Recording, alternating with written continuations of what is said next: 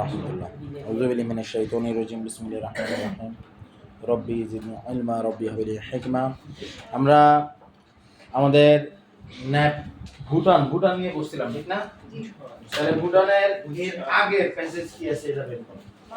ভুটান নিয়ে পড়াশোনা করে আমরা অনেক অভিভূত হয়েছি।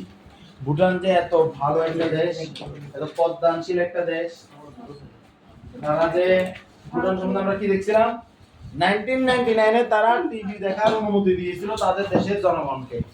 তাদের কিনা ভুটান তাদের সফলতা মাপে কি দিয়ে? সুখ দিয়ে। Gross national happiness. এখন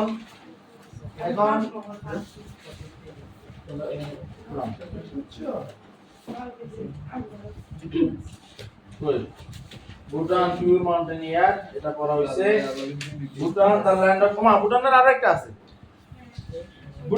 একটা আছে, এখানে শেষ নয়। ভুটান ভুটানের আরেকটা আছে, এটা আমরা পড়ি। Bhutan is called the jewel. ভুটানকে রত্ন বলা হয়। ভুটানকে কি বলা হয়? রত্ন বলা হয়। বাইর নাম রেখেছে জুয়েল, গুণের নাম রেখেছে রত্ন। আচ্ছা যাই হোক। অফ দ্য ইস্টার্ন হিমালয়াস, কি লিখছে? অফ দ্য ইস্টার্ন হিমালয়াস, অর্থাৎ পূর্ব হিমালয়ে। কোথায় রত্ন? সে পূর্ব হিমালয়ের রত্ন। তার মানে আচ্ছা এই ইয়াটা হলো 68 পেজ। এখানে একটা জিনিস আমি তো আসলে সত্যি কথা বলতে ওদের সঙ্গে আমার ধারণাটা খুবই কম। তারপরও আমরা যদি হিমালয়ের পর্বতগুলোর কথা চিন্তা করি, একটা পাহাড়ের তো কয়েকটা সাইড আছে। কয়টা সাইড? চারটা সাইড তো অন্তত আছে। পূর্ব, পশ্চিম, উত্তর, দক্ষিণ তো আছে। আবার দক্ষিণ, পূর্ব, উত্তর, পশ্চিম এরকম করে আবার বিভিন্ন কোণ আছে না? তো ব্যাপারটা যেটা বুঝতেছি যে আমরা যদি এটার ধরো ইস্ট পূর্ব সাইড, যদি ওয়েস্ট ধরি, তো আমাদের পূর্ব সাইড মানে হিমালয়ের পূর্ব সাইডটা ভুটানে পড়ছে। কথা বোঝা গেছে? হিমালয়ের পূর্ব সাইডে কি অবস্থিত? ভুটান অবস্থিত। ক্লিয়ার? আচ্ছা, কি বলতেছে এরপরে? This a small landlock country. Landlock country মানে হলো স্থলবেষ্টিত দেশ। ল্যান্ডলক কান্ট্রি তাদেরকে বলা হয় যাদের আসলে কোনো সমুদ্র নাই। ল্যান্ডলক কান্ট্রি কারা? যাদের কোনো সমুদ্র নাই, মানে এক কথায় তাদের চারপাশে পুরোটা ভূমি বেষ্টিত। যেমন আফগানিস্তান একটা ল্যান্ডলক কান্ট্রি। কথা বোঝা গেছে? নেপালও সম্ভবত ল্যান্ডলক কান্ট্রি, নেপালেরও ইয়া নাই, বুঝছে? আর এর ভিতরে একটা আছে মালদ্বীপ, যেটা সাইপ্রাসে সমুদ্র দিয়ে দেশ গঠন করছে। যাই হোক, আয় This small landlocked country is located along the southern slopes of the Himalayan range. আচ্ছা, সাউদার্ন স্লোপ কোনগুলো? স্লোপ তো যেগুলো, কথা বোঝা গেছে? তার মানে বোঝাচ্ছে যে পূর্ব হিমালয়ের সে রত্ন, কিন্তু তার এখানে যেটা বলেছে সেটা হলো যে হিমালয় এলাকার দক্ষিণ ঢাল এসে অবস্থিত। ওটা ক্লিয়ার? তারপরে কি বলতেছে? রাইট, বাউন্ডেড বাই তিব্বত একটা দেশ। এখন সেটা কেমন দেশ? তুই তো শুনবি যে মানুষ নেপাল গেছে, ভুটান গেছে, মানুষ চীন গেছে, ইন্ডিয়া গেছে, কিন্তু তিব্বত তুই তো কোনোদিন শুনবি না যে তিব্বতে কেউ গেছে। এখন তুই তো হয়তো এমন হচ্ছে যে ভাই তিব্বত তো সাবানের নাম হচ্ছে, তিব্বত ঘামাচি পাউডারের নাম হচ্ছে, আর যখন এই তিব্বত বলে দেশের নাম, ঠিক না? তিব্বত দেশের নাম হিসেবে তো আজকে মনে অনেকে জানছিস। কয়জন আছে যে তিব্বত দেশের নাম শুনছো আগে? একজন। তোমরা শুনছো আগে? শুনছো তিব্বত দেশের নাম? শুনছো?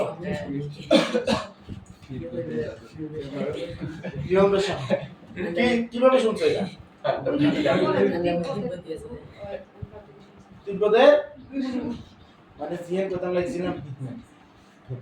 আমি বলতে চাচ্ছি তিব্বত দেশের নামটা শুনছো কিনা, মানে তিব্বত একটা দেশ, এটার যে কোনো ফাংশনাল অ্যাক্টিভিটি দিয়ে আছে।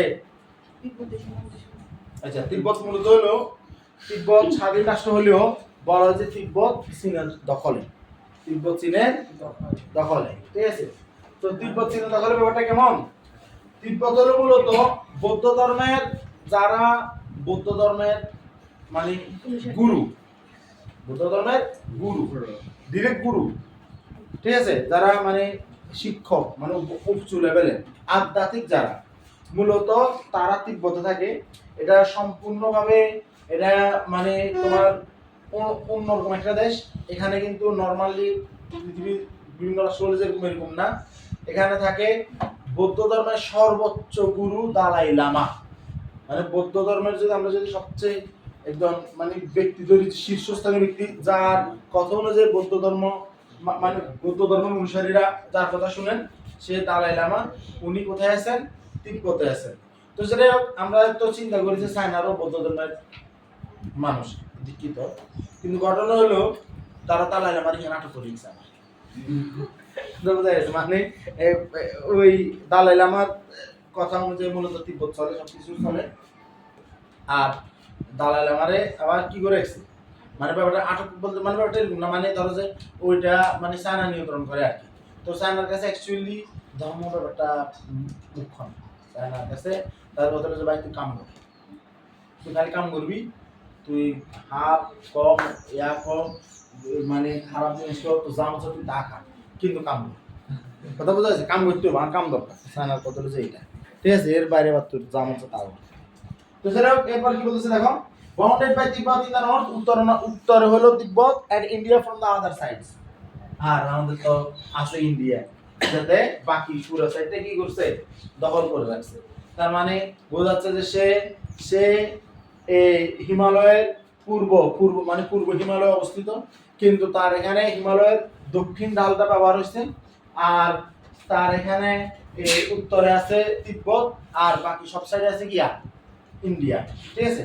ইন্ডিয়া থাকার পর সে কিভাবে প্রভাব মুক্ত ইন্ডিয়ার ব্যাপারটা আসলে ইন্টারেস্টিং, আমরা পারি না। যাই হোক, এরপর কি লেখা আছে দেখো, the official name of Bhutan is Drukyul. Drukyul. ভুটানের নাম হলো, অফিসিয়াল নাম হলো Drukyul, which means land of the thunder dragon। land of the thunder dragon। Land of the thunder dragon মানে থান্ডার ড্রাগন তো হচ্ছে ঠান্ডার মধ্যে হচ্ছে গর্জন বা বজ্রপাত যেটা হয়, ঠিক আছে? ড্রাগন মানে তো ড্রাগন মানে বজ্র ড্রাগনের দেশ, ব্যাপারটা এরকম আর কি। The land of the thunder dragon মানে ইয়া বজ্র ড্রাগনের দেশ। বজ্র ড্রাগনের দেশ কেন হলো? কিন্তু বলে হ্যাপিনেস দিয়ে কোনো সাকসেস মানে কিন্তু তাকে শান্ত, কিন্তু নাম কি লিখছে, নাম কেন এমন? যাই হোক, এরপর কি বলতেছে, it earned this name because of the fierce storms that often roll in from the Himalayas। আচ্ছা, এটা বলা হচ্ছে যে এই নামটা হইছে এই কারণে, কারণ এটা প্রায়ই কি হয়, হিমালয়ের কি মানে হিমালয়ের যে ঝড়ো বাতাস এটার উপর দিয়ে গড়িয়ে যায়। কথা বোঝা গেছে? মানে হিমালয়ের আসলে যেমন পাহাড়ি এলাকায় থাকলে পাহাড়ের বাতাসটা অবস্থা, বাতাসটা অবস্থা, আমরা তো আল্লাহর রহমতে একদম সমতল ভূমিতে থাকি, আমরা এগুলো টেরো পাই না। আমরা আশপাশে কোনো নদী হয় যে ওই নদীর বাতাসটা কম, ঠিক না? আমরা সর্বোচ্চ বাতাস গিয়ে বাড়িটা দিতে আসে, আমরা কিছু নাই কিন্তু বাতাস আর নইলে দুটো বাড়িতে কিনে সিলে দিতে বাতাস, ঠিক আছে? আমার আন্না কিন্তু যেটা বলে ড্রেনে দিয়ে গেলে বাতাস যায়, হানি যায় না, বাতাসও যায়, ঠিক আছে? এরপর কি বলতেছে, it earned this name because of the fierce storms that often roll from the Himalayas। The country has an area of 38,394 square kilometer and a population of 716,1896। আচ্ছা, 38,394 বর্গ কিলোমিটার একটা দেশ। বাংলাদেশ 1,47,000। তাহলে আমরা যদি এটাকে 150 ধরি আর এটাকে যদি 40 ধরি, 150 মানে বাংলাদেশ হলো বাংলাদেশের ধর হাঁসবাগের আড়াই ভাগ, বাংলাদেশের হাঁসবাগের দেড় ভাগ, হাঁসবাগের দেড় ভাগ, হিন্দি 20, হিন্দি দেড় হলে প্রায় 30। তাহলে পার্সেন্ট প্রায় 30 থেকে 40% বাংলাদেশে 30 থেকে 40 শতকরা। কথা বোঝা গেছে? তো আর পপুলেশন হলো 7,16,896। 7,16,896। তাহলে মিনিমাম হলো তো তাদের অন্তত মানুষ 1 কোটির দরকার আছে। বাংলাদেশে যদি হাঁসবাগের দেড় ভাগ করি, তাহলে বাংলাদেশ যদি 20 কোটি লোকের দেশ হয় ধরলাম, তাহলে কিন্তু 4 গুণ হলে 4 আর হলো 1.5, তাহলে তো 6 কোটি মানুষ থাকবে কথা। 6 কোটির এবার তুই চিন্তা কর, 6 কোটি তো 6 লাখের কিনে বেশি, 6 কোটির আবার 6 লাখের বেশি, কিন্তু আবার 100 ভাগের এক, 6 60 600 100 ভাগের একবার, কি একটা অবস্থা, অনেক কম মানুষ। আচ্ছা যাই হোক এন্ড তারপর বলছে since it is cut off from the rest of the world, যেহেতু এটা সিন্স ইট ইজ কাট, যেহেতু এটা বিচ্ছিন্ন, কাট অফ মানে বিচ্ছিন্ন, কাট অফ মানে কি বিচ্ছিন্ন, কাট অফ মানে কি বিচ্ছিন্ন, তিনবার কর জোরে জোরে, কাট অফ মানে ও ডবল এফ, কাট অফ মানে বিচ্ছিন্ন, কাট অফ মানে কি বিচ্ছিন্ন, কাট অফ মানে বিচ্ছিন্ন। আচ্ছা কি বলতেছে, সিন্স যেহেতু ইট ইজ কাট অফ, এটা বিচ্ছিন্ন from the rest of the world, মানে বিশ্বের অন্যান্য দেশতে, মানে বাকি বিশ্বতে, বাই দ্য গ্রেট হিমালয়াস, মানে এটা এটা হিমালয় পর্বতের জন্য বাকি দেশ থেকে এটা গিয়া বিচ্ছিন্ন, ঠিক আছে। এই ইউনিক কালচার, একটা অনন্য সংস্কৃতি এন্ড ট্রেডিশন, ঐতিহ্য, বেসড অন জেন্টল বুদ্ধিস্ট, মানে হলো যে ভদ্র, যে এই মানে যে বুদ্ধিস্ট, এটা খালি বাংলা বলে পরিশীলিত বৌদ্ধ। জেন্টল বুদ্ধিস্ট মানে কি পরিশীলিত বৌদ্ধ, beliefs have evolved there over time, ঠিক আছে। সময়ের আবর্তনে এখানে কি হয়েছিল, মানে পরিশীলিত বৌদ্ধ যে বিশ্বাস, ওই বিশ্বাসটা এখানে মানে এখানে আবির্ভূত এবং বিকাশ লাভ করছে, অর্থাৎ এখানে সম্পূর্ণটা বৌদ্ধ ধর্মের অনুসারে বলা যায়, ঠিক আছে। আচ্ছা Bhutanese men wear gu, any land robe. আচ্ছা মানে ভুটানিজ ম্যান, ভুটানিজ পুরুষেরা wear gu, তারা গু পরে। এই গুটা হলো কি এনি ল্যান্ড রোব, একটা হাঁটু সমান লম্বা গিয়া গাউন, গাউন মানে কি এত করে রেইনকোটের মতো। এখন এটারে গাউন বলে রেনকোট নয়, তো জুব্বা করলে এটা এক হিসাব আছে, পাঞ্জাবি করলে এক হিসাব আছে, দামটাও ঠিক না।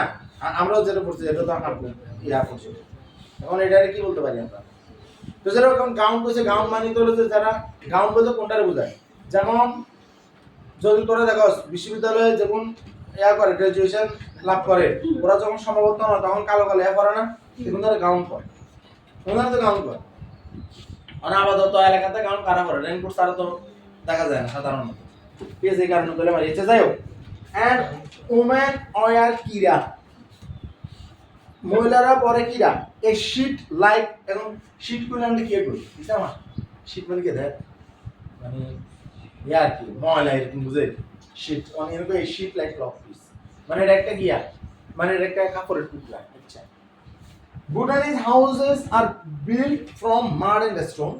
ভুটানের বাড়িগুলো আর বিল্ড, কেন বিল্ড, কারণ বাড়িগুলো তো নিজে নিজে মানুষ বানায় দেয়, আর বিল্ড, এটা প্যাসিভ ফর্ম, এটা কি প্যাসিভ ফর্ম, আর বিল্ড, ঠিক আছে, ফ্রম মাড এন্ড স্টোন, কাদা এবং পাথরের তৈরি, with wood and single roof, মানে কি জাস্ট মানে কাঠের পাটাতন দিয়ে, মানে কাঠের একটা ছাদ দিয়ে, সিঙ্গেল ছাদ, একতলা মনে ব্যাপারটা এরকম। The Bhutanese never use iron nails, তারা কখনো লোহার প্যারাক ব্যবহার করে না, আয়রন নেলস মানে লোহার প্যারাক। Bhutanese কি বলছে এখানে একটা জিনিস কি বল, Bhutanese never use iron nails, ঠিক আছে, in their building, তারা তাদের দেয়ালে কোনোদিনও লোহার প্যারাক ব্যবহার করে না, ডেঞ্জারাস কথা পুরো অন্য বলতে। Usually সাধারণত বা সচরাচর the Bhutanese build each other's house by exchanging labor within the community। আসল লাইনে আসছে বলতেছে যে ইউজুয়ালি সচরাচর the Bhutanese build each others houses, একে অন্যের বাড়ি করে দেয় ভুটানিরা, ঠিক আছে, by exchanging labor, কিসের মাধ্যমে, পরিশ্রম এক্সচেঞ্জের মাধ্যমে, কি আর বাড়ি করে দেয়, তোর বাড়ি করে দিয়ে, কথা বোঝা গেছে, within the কমিউনিটির ভিতরে, সম্প্রদায়ের ভিতরে, তো হরালে নগরে এটাই করি, এগুলো সুখ মাপে কি দিয়ে, এই জন্য সফলতা মাপে সুখ দিয়ে, তো তাহলে সুখ কর, ইকের বাড়ি কে বানা, বেতন তোর খালি বাড়ি বানা, বেতন রাজমিস্ত্রি, ও রাজমিস্ত্রি তো হইল তো সব কাঠমিস্ত্রি, ঠিক আছে, তাও ফেরেক সারা। এরপরে আয় ডিফারেন্ট ফেস্টিভ্যালস, বিভিন্ন উৎসব are celebrated all the year round in Bhutan, সারা বছর ভুটানে বিভিন্ন ধরনের উৎসব চলে, ধরনের মধ্যে একটা উৎসব চলবে, আজকে চাইয়ে colourful masks are used in festival, রং বেরঙের মুখোশ ব্যবহার করে উৎসবে, which reflect the rich Bhutanese culture, যেটা ভুটানের সমৃদ্ধ সংস্কৃতির অংশ বোঝাচ্ছে। আর জ্ঞানহীন ওদের যে মানে হরালিয়া নাই এটাও বোঝা যাচ্ছে, ঠিক আছে? হ্যাঁ, কারণ মাস ফরেন বলে আবার মানে বলে কালচারাল মানে রিচ মানে কালচারাল রিচনেস বোঝায়, তো মাস নাই হারা দিনও হৃদয়। আচ্ছা দে আয়, তারপর কি বলছে, dances are performed by the Buddhist monks to protect the bellies and ward off evil spirits। এখানে একটা শব্দ আছে বেলি। বেলি কি দুইটা পাহাড়ের মাঝখান দিয়ে যে পথটা চলে যায়, কথা বোঝা যাচ্ছে? মানে ধর এই পাহাড় আছে তো পাহাড়ের মাঝখান দিয়ে যে এগুলো যেগুলোকে বেলি বলে ওগুলোকে উপত্যকা বলে, বাংলা বলে উপত্যকা। আচ্ছা যেটাও মজার মজার জিনিস এই কি কর দেখ কি করতেছে করে এটা, dances are performed, dances are performed, dance মানে নৃত্য, নৃত্য তো নিজে নিজে না মেনশন আছে এটাই তো, তাইলে আর পারফর্ম হইছে কারণ এটা প্যাসিভ, তো dances are performed by the Buddhist monk মানে বৌদ্ধকে হুজুরে নাচে, হ্যাঁ, টু প্রোটেক্ট রক্ষা করতে, কি রক্ষা করবো তা বেরি এগুলোর উপত্যকা রক্ষা করে ফেলে, and ward off evil spirits, ঠিক আছে? ওয়ার্ড অফ মানে তো আমি বুঝলাম না, ওয়ার্ড অফ ইভিল স্পিরিটস কি অশুভ আত্মা প্রতিহত করতে, অশুভ আত্মার লাই বৌদ্ধ হুজুরেরা নাচে, কথা বুঝছস? তো হরলেন ওদেরকে দেখে নিয়ে করবো, ঠিক আছে? মানে এদের সবকিছু মূল হলো উৎসব, সবকিছু মূল হলো উৎসব, তো হরলে কম করবে। হ্যাঁ, তারপর দ্য মেইন রিলিজিয়াস ফেস্টিভ্যাল, প্রধান ধর্মীয় উৎসব are enacted are festival is called Tshechus. আচ্ছা এটা সেশুস বলিস কারণ টি এর পরে যদি এস থাকে, কে কইছি টি এর পরে যদি এস থাকে তাহলে টি উচ্চারণ নাই, কথা বোঝা গেছে? এটা কি বলতেছি সেশুস, আমি জানি না এখানে বাংলা তো দেয় নাই দেখতেছি সেশুস। আচ্ছা দেখো এটা এদের এদের কি কিসের নাম, ধর্মীয় নাম হলো সেশুস। The teachings of Lord Buddha are enacted through the mask dances for 3 to 5 days in the country yard of the monasteries। ইয়া তো আরো মজা, এটা তো ভাই হরলে আর ওবের দরকার নেই, হরলে আর ওতে না কেন জানো? দেখ, the teachings of Lord Buddha মানে বৌদ্ধ প্রভুর যে শিক্ষা আর enacted এটা মঞ্চস্থ করা হয়, কথা বুঝছস? মানে উনি যে শিক্ষাটা উনি এটা মঞ্চস্থ করেন, মানে বাইরে বেশিক্ষণ খায় আর উনি মঞ্চে আইয়ে আয় কি করেন, থ্রু মাস ড্যান্সেস মুখোশ পরে নৃত্য দেন ফর 3 to 5 ডেজ, 3 থেকে 5 দিনের নৃত্য, তো হরলে আর কখন হইব? ইন কান্ট্রি ইয়ার্ড, ঠিক আছে? কান্ট্রি ইয়ার্ড মানে তো দেশের যে, আচ্ছা মঠের আঙ্গিনা, কান্ট্রি ইয়ার্ড অফ দ্য মনাস্টারিজ, ঠিক আছে? মানে মঠের আঙ্গিনা, এখন মঠের আঙ্গিনা কি আসলে আমি বুঝি নাই।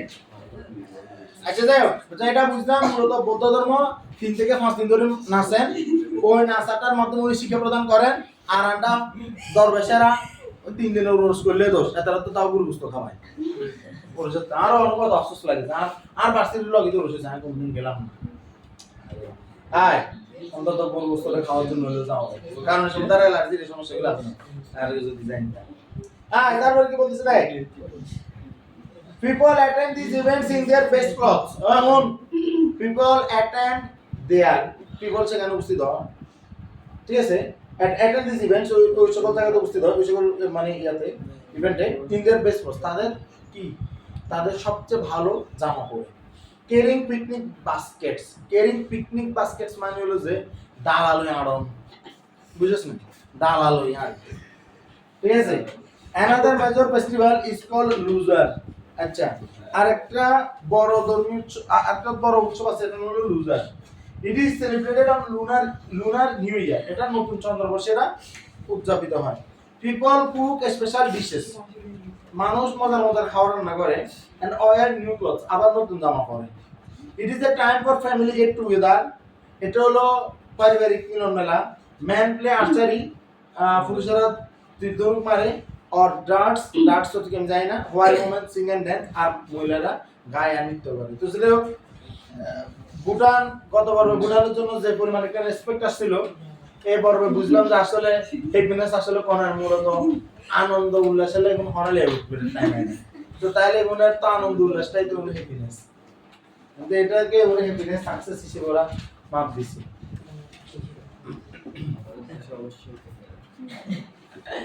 তোরা জানোস ভুটানের যারা খুব মেরিটোরিয়াস,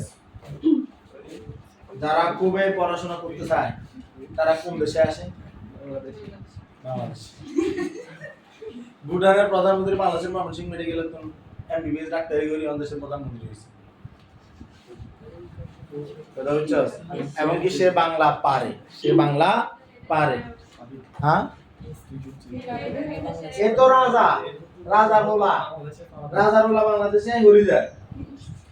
এবার দেখ ভুটান বাংলাদেশ কি হয়, এই কারণে তো বাংলাদেশ কেন সেখানে বিশ্ব ফ্রিতে যেতে পারে, সেখানে ভিসা লাগে না বাংলাদেশে, সম্ভবত এরকম একটা ইয়ে আছে। তো যাই হোক, এখন তোদের তো দেখা যাচ্ছে যে ভুটানের আদিবাসী হওয়া উচিত। ওকে, আসসালামু আলাইকুম।